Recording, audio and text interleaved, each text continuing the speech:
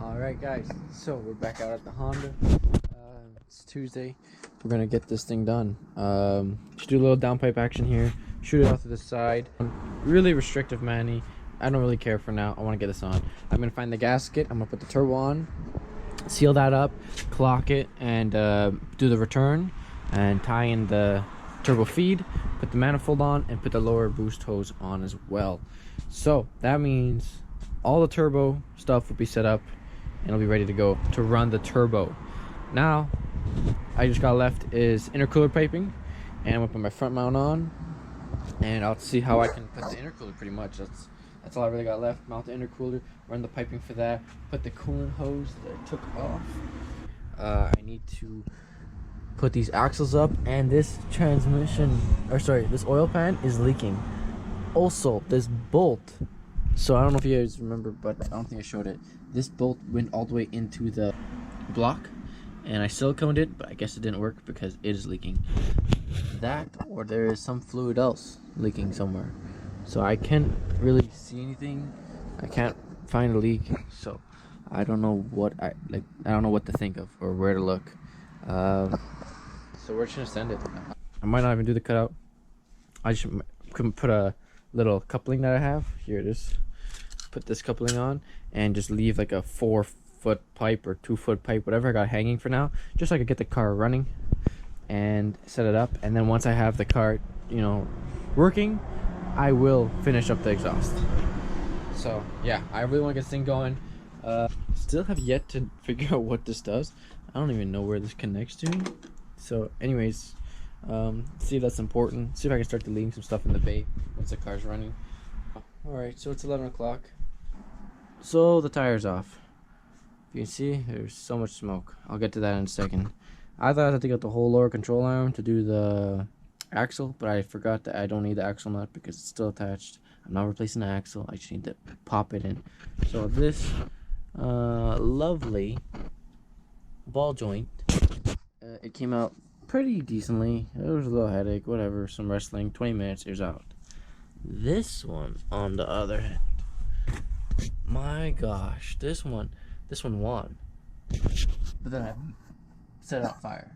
I literally put the torch to it. I've done everything I could. The bolt stripped. I've given up on it. Like, there is it. That put me so behind today. But that short shifter, I took off the other one. At least I got that working smoothly now. Just had to lube it up, and it actually works perfect. So I'm at least happy. Once that's dealt with, I gotta get a new ball joint for that side now. Take the hub off, press in a new ball joint, all that fun stuff. Take the axle off completely now, and yeah. And if I'm gonna do that, I don't know. I might just do some other stuff, or I don't know. I just want to get this car running. That's all I really wanted to do this week. I did the whole downpipes and stuff, right? So that's all dry. I still have not assembled it. I have not put the turbo in. Nothing. I have not taken off the oil pan. So much things got backtracked today because of that damn ball joint. And ball joints, I don't know if you guys watched how I lifted the Jetta. I had probably 4 ball joints, the tie rod end, all of that front end stuff. It never likes me. It never likes me. If I have not touched it before, it does not like me. And I hate ball joints and tie rods, and terrible. If you get me to touch them, I'm sorry. No, unless it's my car, I'm not touching it. That's just. Alright guys, it's Wednesday night, and today actually has been a good day. My dad came, he just helped me out, got the ball joint off, came here with a chisel, probably 5 minutes, knocked it off. The seal on the transmission was bad, so I did what any smart guy would do. Took the seal off this transmission. This was the bad one. I pried that one off gently-ish, put it on, slipped the the axle in, sorry, and I just put it in for now, temporary. And I strained all of the transmission fluid, and now we're pumping in this cheap transmission fluid just to see how long it'll last. And it's gonna blow up anyways, right? So find or make bushing inside there, a metal one, just to pick up the slack, because the bolt with the bushing is stuck on that transmission, like I said. So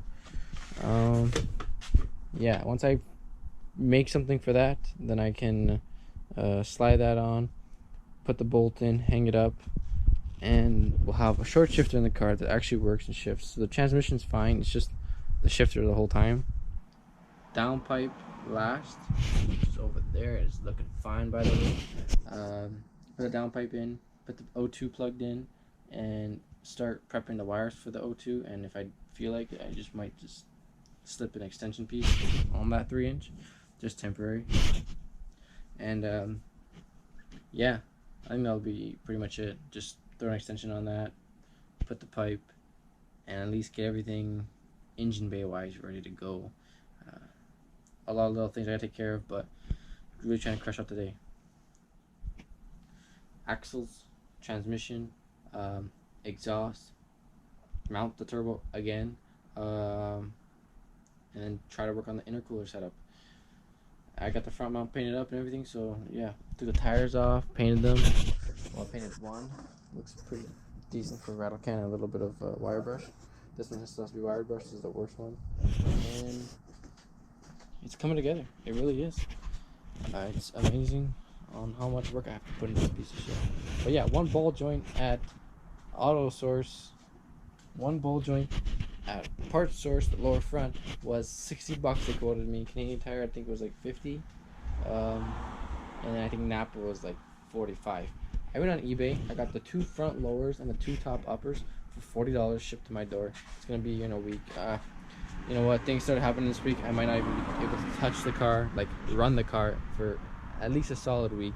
So I have time to maybe possibly move it out of the driveway, take the hub off, and do all that work out. Or at least move the car over, and I'll do that work afterwards when I find the right socket to take off the axle. So for now, I just need to seal the transmission and get this thing put together and running. So, yep. I'm just gonna finish up filling this up. I think it's 2 bottles we're gonna put in. See how that works. If I need to, I have a third. It's gonna go. It's gonna go. Big thumbs down, guys. I knocked out inside after having dinner again. So I still have not touched it very much. That video I did. Almost finished up the transmission stuff at the last bottle, but shit. Well, at least now tomorrow I know what I'm gonna have to do. So tomorrow I'm coming from work, I'm crushing this shit. I wanna get it done. Alright guys, so we got home late today and we're back at it. The transmission is all filled up. So that's all closed up as well. My next main thing is getting the shifter linkage in.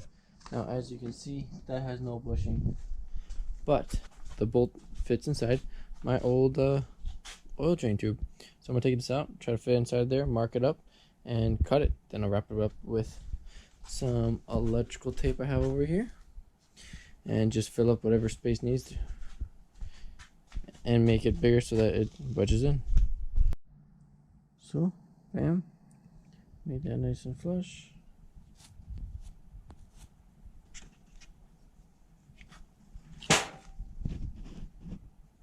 And now I have my mark over there. I'm gonna cut. So this is the final product. Pretty much I just taped it up as much as I can, and it's snug fit, and then it got stuck right about there. But I put some transmission fluid on it, so it will not go. Maybe give it a tap or two, and it should go in right nice. I just made my own bushing out of literally a piece of metal I had around here. So we're gonna put this in. Tighten that up, put that pin back in, and yeah, I can't find the metal bracket that is supposed to go around the rubber mount on this end, nor can I find the screws.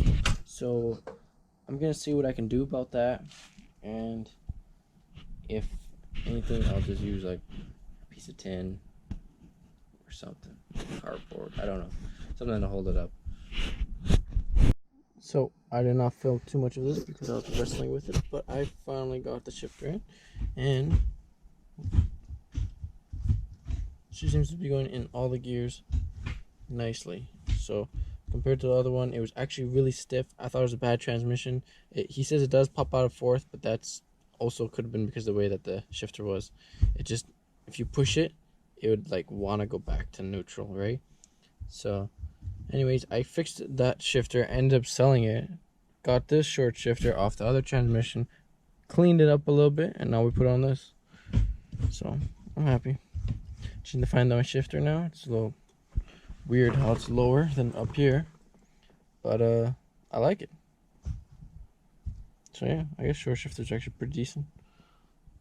But it's kind of weird the fact that soon I'll be out and behind this wheel a lot more, you know, and it's been sitting in the garage for so long, so it's just like cool. This is a half a tank, but there's no battery hooked up. Makes me wonder if the gauge is broken. I never knew. I don't know, maybe it's just a Honda thing, but yeah. It's tricky how close we are to going and actually getting this thing done. I am gonna put the bezel